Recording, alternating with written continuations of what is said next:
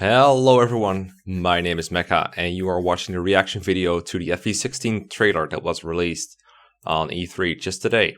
I'm just gonna go through the video a bit and show my reaction. If you haven't seen the full trailer yet, go ahead and watch it. It's very easy to find on YouTube, very hard to miss, so I assume I don't really need to play that in full. So without any further ado, let's get into it.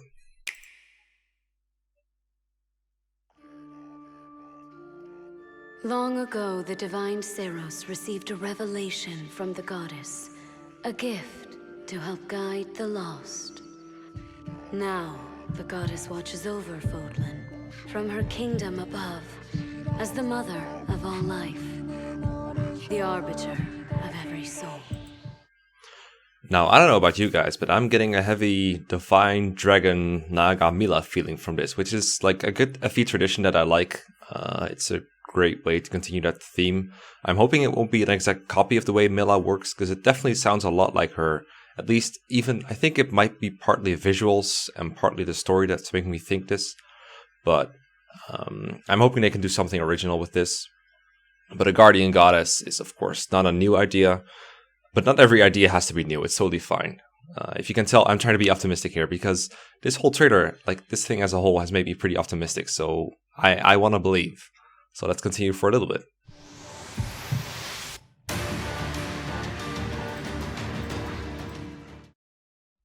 Okay, so the title is Fire Emblem Three Houses. When I first saw this, I obviously thought of Treehouse, you know, the localization team or whatever.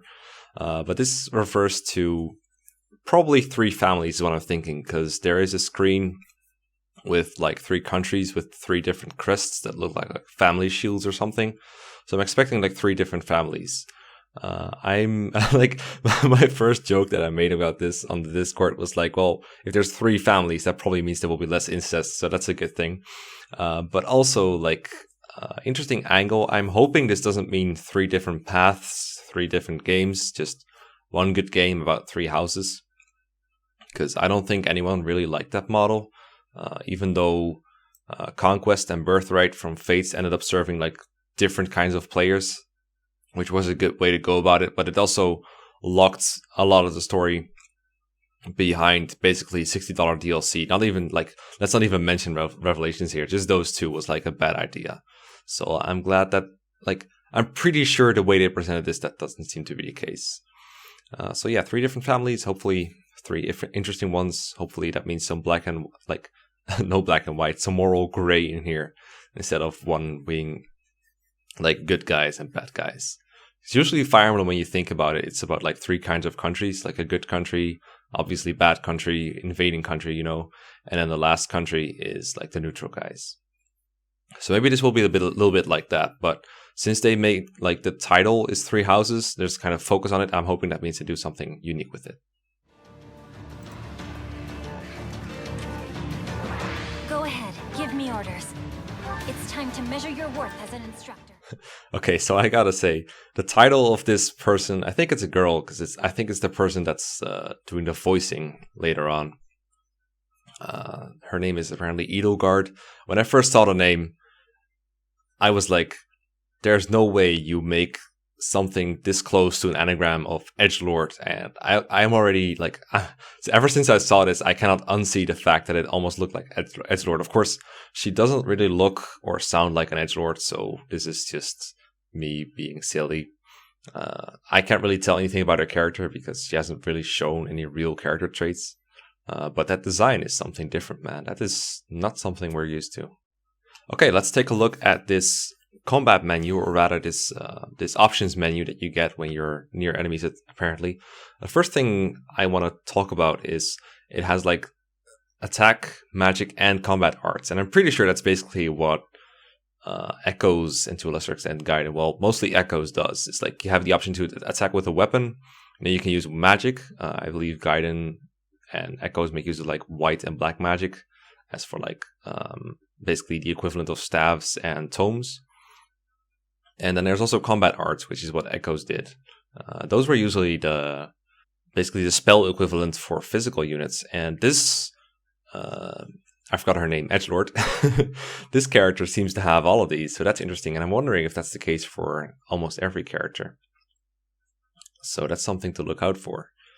There's also a fourth button called Formation, and I think this might be the central part of this game's, well, I don't want to call it gimmick because it actually sounds pretty cool and interesting, and gimmick has kind of a negative association. But I think Formation has to do with the army mechanics, and maybe you can change the way that your army looks, because when you think about the formation word normally in Fire Emblem, you think about the way that units are positioned. Like when you're doing preps and you can switch units around, that's called formation. So that's like the association I get. It might have to do with the way that your other units are positioned, but that makes you wonder, like, can't you reposition your other units? Maybe you don't control them outright, only by using the formation. That's pretty interesting. Like in general, the army mechanics is like so cool. I'll talk about it more later, but it's gonna be a very interesting part of this game to see how they pull it off, because it seems like really tough to balance that kind of a mechanic.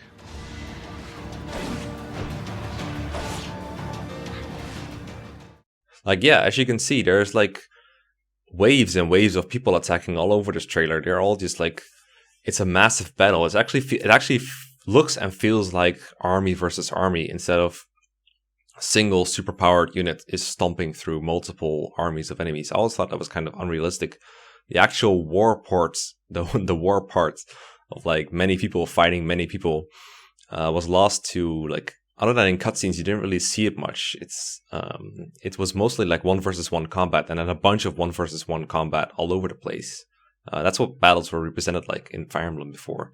Now they did it completely different. And as I said, balancing is going to be so tricky for them, and I'm really curious how they pulled it off, because it depends on how the mechanics of obviously work. Is it like the equivalent of pairing up, but like with a bunch of people, so it's a lot of weaker bonuses? Or is it more like, not pair up, but like, what's the word? Oh yeah, like support.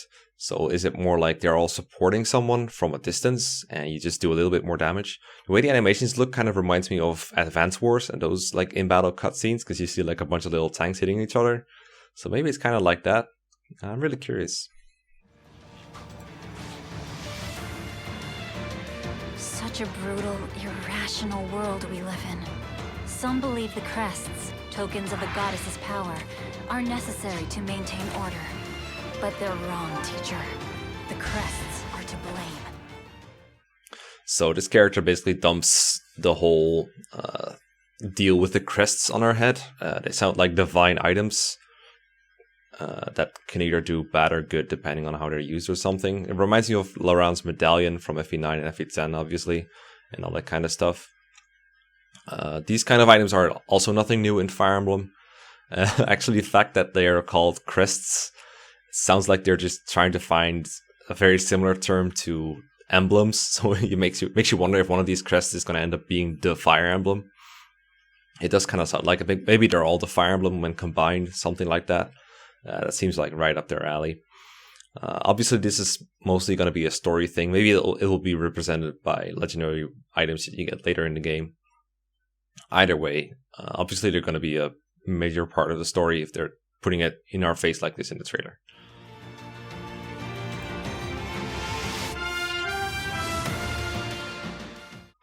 Okay, so this guy that doesn't have a name yet and that hasn't talked, but he's been the focal point of the camera.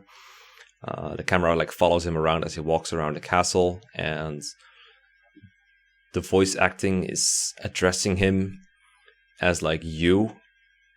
That does sound like an avatar, like a My Unit, and I won't lie, I'm not a fan of My Unit like avatars, even quiet ones like the FE7 one I don't enjoy, but that's the thing about this guy, he hasn't said anything, and the fact that they kept like, imagine that he like isn't silent in the game but they kept it out of the trailer, that would be kind of misleading. So because I'm feeling kind of generous towards them now, I will say I expect this to be a quiet protagonist, so more like Mark from FE7.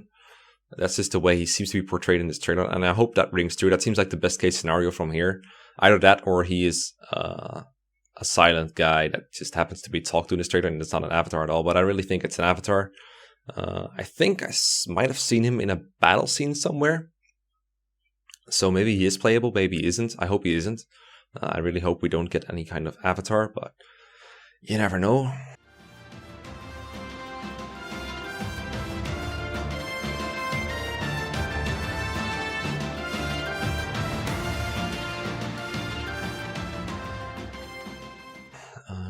Also, there's like different kinds of training here, apparently to raise Edelgard's weapon rank in Sword or Axis. At least that seems like the most logical thing for it to be.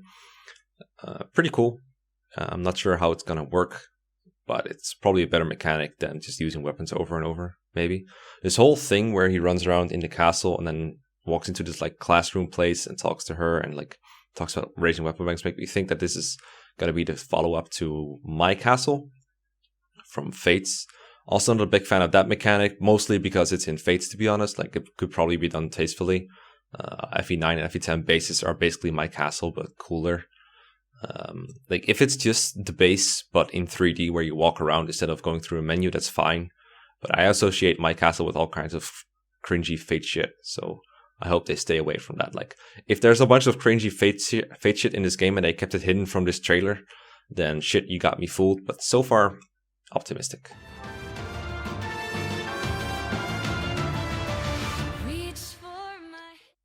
This girl has to be based on like Tiki and Nagi, like green hair and kind of a pinkish color scheme, and that sword kind of looks like the Falchion. So I hope it's not like a straight up ripoff. Like, hey, this girl just happens to look like Tiki and Nagi, but she is not. But she's kind of like them. That would be kind of annoying. But she's obviously more mature, and she has a different role.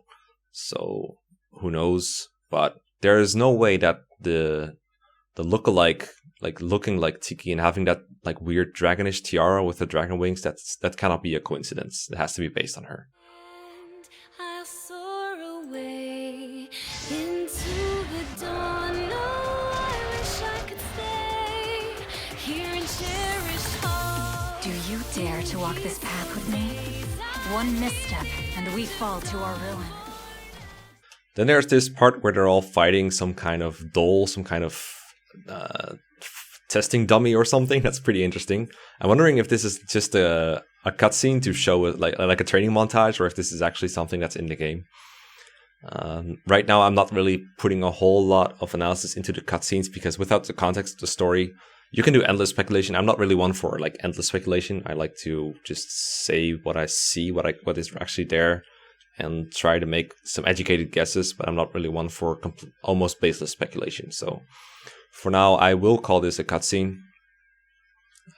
Nonetheless, a pretty interesting one. We haven't really seen dummies all that much in Fire Emblem before. Take your first step.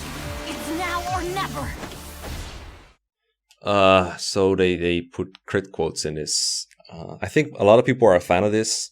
I think it's like a staple in most RPGs, most quote unquote anime RPGs, I guess, where a character just goes and goes like, yeah, here I go, I'm gonna kill you, and then they do a critical hit. I've always found this very awkward in Fire Emblem.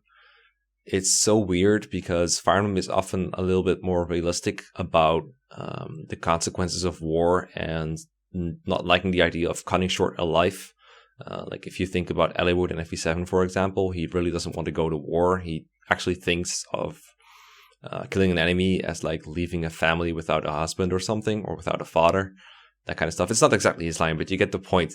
So, and if a character goes like really happy about killing an enemy, that's like kind of tasteless to me. It doesn't fit in Fire Emblem very well, in my opinion. So I don't like it being in here, but that's probably a minority opinion at this point. It was something introduced in Awakening, and it's not going to go away. There's like fan edits of like people adding crit quotes to FE7, or rather making those up. So people like them, but I personally do not. I will return here someday, my teacher. Promise me that you won't forget me. Again, Tiki addressing what seems to be the player. The player seems to have, I forgot to mention this, he forgot to have, he apparently has a role as a teacher, as an instructor. This is an interesting role that we usually see reserved for like the Jagans, the pre-promotes, and like the Pens and the Saleys of Fire Emblem instead of, you know, the protagonists. Usually, like, if you have an avatar, he's either some kind of noble, or the Lord is some kind of, you know, a lowly soldier, like the avatar from FE12. So it's very interesting that he actually has a teacher role. That does give all kinds of potential for characters to suck up to them, which I don't like, but it's also different. And at this point, I will applaud trying to do things differently. Now, last but not least, there's the delay. Spring 2019. This was going to be a game for 2018, but they delayed it. I'm completely fine with this. I understand it. It sucks having to wait this long. Like, oh boy, spring 2019. That seems like an eternity away. But I would really rather they take their time to iron out problems rather than them rushing to get it done and then we end up getting something bad. But boy, it does suck that it takes a little bit longer. Like, it's probably going to be like March or April or something. Oh well. But overall thoughts, I was like not depressed. Like, I was ready to give up on FE16, being like, okay, they have no reason to not sell out and just go full Fates Awakening for this one. And they didn't. They actually took a risk. They went with something that actually resembles the things that Fire Emblem are about. You know, war and dragons, and you know, the artwork is like, it has a Tellius vibe on it that I really like. It's kind of dark, but it's pretty realistic. I really like what I've seen so far. I'm easy to please when it comes to like graphics and a graphical front because like I don't own a console or anything, so most games just look good to me. But I do like the look of this game. I like the feel and I like the music. I like that. I like what I've heard. So yeah, I'll give them some of their credit back. Basically, I'm happy for what's to come. I'm very happy that I was proven wrong. Basically, I am very glad that they defied my expectations, and now there is a glimmer of hope. And now it's just, let's see how much they give us beyond this like slightly over 2 minutes of footage that they gave us. Let's see if more trailers are gonna leak in over time, because I remember a comment that I liked that I thought reflected my thoughts very well, that they were gonna make for a short but intense wave of hype until release in 2018. But now that it's been delayed, it's going to be very difficult to retain the hype for this long, at least without releasing a lot of additional trailers. So I'm curious how that's going to work out. At least that's pretty much a confirmation for me that we're going to get more trailers. So those are my thoughts. Let me know what you think. Let me know what I missed in the trailer. Probably a lot. There were a couple of parts that I just didn't feel like commenting on. I don't want this video to last for hours and hours. Like, if I know Intelligent Systems and Nintendo well enough, there's going to be plenty of time to overanalyze these like 2 minutes to death. So let me know what you think. Let me know if you're hyped or not. And I'll see you around. Bye.